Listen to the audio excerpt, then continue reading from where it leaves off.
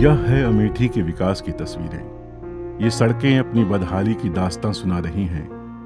ये कच्चे मकान, ये तंग गलियां, ये रिश्ती दुकानें और गरीबी में खुद को समेटे यहाँ के लोग, जिनके नाम की माला अमेठी के लोगों ने दिल से जपी, उसी माला में उलझकर अमेठी वालों की जिंदगी रह गई। इनकी खामोशी हमसे कह रही है कि हमें तो बस अपनी भावनाओं के बदले यही मिला है।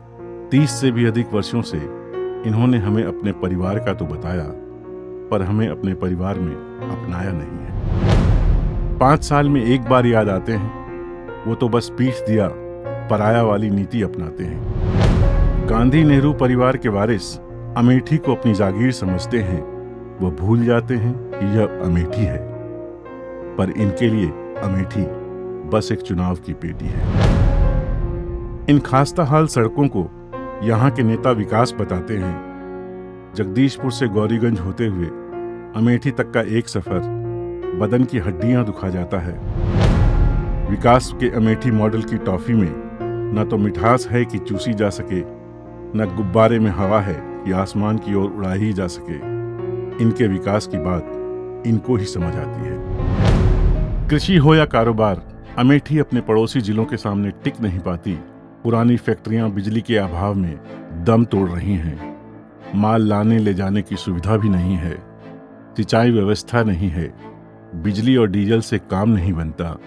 किसान को फसल का दाम नहीं मिलता। खोखले वादों की पोल खुल जाती है। सच्चाई लोगों की आवाज में सुनाई देती है। रेल नीर फैक्ट्री लगने की बात की थी। इस चुनाव में ईंटें गिरी हैं। इस रफ्तार से तो कितने चुनाव और निकल जाएंगे और अमेठी के लोग रिश्ते के कर्ज के नीचे दब के रह जाएंगे। कहाँ हैं वो रोजगार के वादे? आज भी युवक खाली हाथ बैठे हैं। काम की तलाश में दिल्ली मुंबई की तरफ एक बड़ी खेप जाती है।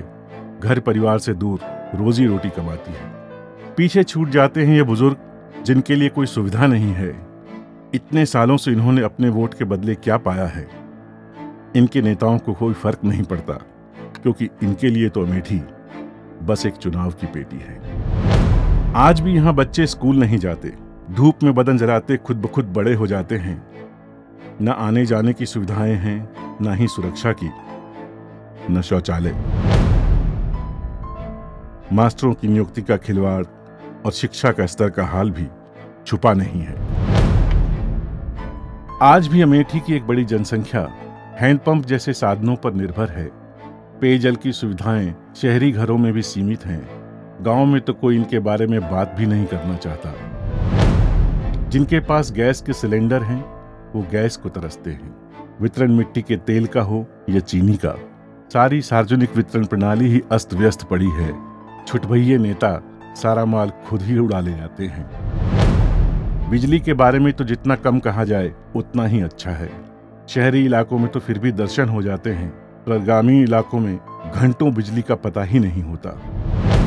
इस बात की पुष्टि तो यूं हो जाती है कि एक पूरे गांव ने चुनाव से बाहर रहने की बात की है। एक एमपी अपनी बात पार्लियामेंट में रखता है, अपने क्षेत्र के विकास के लिए अपनी कुर्सी से उठता है, पर अमेठी के सांसद ने 10 साल में एक बार भी अमेठी का नाम नहीं लिया।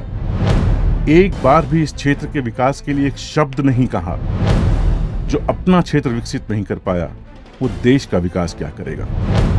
कहा जाता है कि यहाँ के नेता पार्टी के काम से देश के दौरे पर रहते हैं। अपने क्षेत्र के लिए जिसके पास वक्त नहीं है, वो अमेठी का क्या हो पाएगा? अमेठी को जो विकास के लिए संसद निधि मिलती है, वह भी वह खर्च नहीं कर पाते हैं। यह पैसा वापस चला गया। अगर गरीबों के काम में आ जाता तो कुछ भला ही हो जाता। अमेठी एक ऐसा संसदीय क्षेत्र है जो सत्ता के महारथियों के एक परिवार के हाथ में रही है। अमेठी को तो अब तक स्वर्ग बन जाना चाहिए था। 30 साल पहले के किसी भी अन्य शहर को ले लें तो अमेठी उनके सामने दूर दूर तक कहीं दिखाई नहीं देती। आंकड़ों पर अगर नजर डालें तो कुछ इस प्रकार दिखता है। आज भी 60% घरों में बिजली नहीं है। आज भी 80% घरों में शौचालय नहीं है। स्कूलों में लड़कियों के लिए शौचालय नहीं है। अमेठी के प्रति व्यक्ति आय देश की प्रति व्यक्ति आय से 2/3 कम है। अगर आंकड़ों की माने तो देश का एक परिवार अगर महीने में 100 रुपए कमाता है तो बेचारा अमेठी का परिवार 20 रुपए में काम चलाता है। आज भी मनरेगा में अमेठी के 70,000 परिवार में से कुल 2200 परिवार को ही 100 दिन का काम मिला है। इनका जवाब कौन देगा?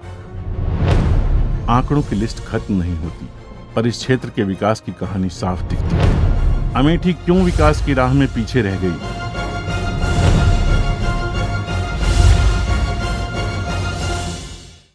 देश की ऐसी दुर्दशा कभी नहीं देखी। भ्रष्टाचार का इसका विकराल रूप इस दशक में जो देखा है, देश ने कभी नहीं देखा। आत्महत्या करते किसान, रोजगार के लिए भटकता नौजवान, इज्जत बचाने के लिए परेशान मां और बहनें, महंगाई के मार से तड़प रहा भूखा बच्चा, ऐसी दुर्दशा कभी नहीं देखी। और इसलिए ये 2014 का चुनाव सिर्फ सत्ता परिवर्तन का चुनाव नहीं है। ये 2014 का चुनाव भारत के कोटि कोटि जनों के लिए एक आशा और अरमान का चुनाव है। हम पूछते हैं, आखिर क्यों विकास नहीं हो सकता? क्यों सड़कें बन नहीं सकती? क्यों रोजगार बढ़ नहीं सकते? अमेठी के लिए वक्त आ गया है कि अपने अधिकार के लिए अपने मताधिकार का प्रयोग करें। हमें अपने आप से पूछना है कि हमें अपने बच्चों के लिए कैसी अमेठी देनी है। क्या हमारी अगली पीढ़ी भी इसी बदहाली में रहेगी? कल जब ये छोटे छोटे बच्चे बड़े होकर पूछेंगे कि आपने तो अपना वोट दिया, बदले में क्या पाया? आज अमेठी को फैसला करना है, उसे विकास की राह पर चलना है या गुमराह रहना है। मोदी जी के साथ पूरा देश चल रहा है, उनकी आवाज हम सबको बुला रही है। न मुझे किसी ने भेजा है, न मैं यहां आया हूं, मुझे तो मां गंगा ने बुलाया है। तो चलिए कमल का बटन दबाएं और भाजपा की सरकार बनाएं। आज हमने अमेठी में देश भर की बहुओं की आवाज बहन स्मृति ईरानी को भेजा है। आप उनको अपना समर्थन दें। स्मृति ईरानी को दिया हर वोट मोदी जी को आपका वोट है। हमें अपने लिए एक विकसित अमेठी को बनाना है।